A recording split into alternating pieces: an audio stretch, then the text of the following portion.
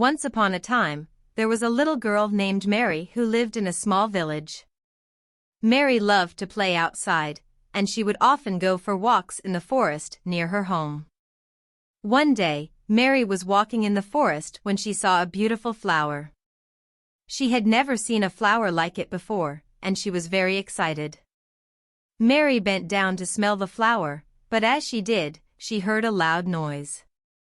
Mary looked up and saw a big, mean-looking bear. The bear started to chase Mary, and she ran as fast as she could. Mary ran and ran, but the bear was getting closer and closer. Just when Mary thought the bear was going to catch her, she saw a tree. Mary ran to the tree and climbed up as fast as she could. The bear tried to climb the tree, but Mary was too high up. The bear eventually gave up and went away. Mary was safe.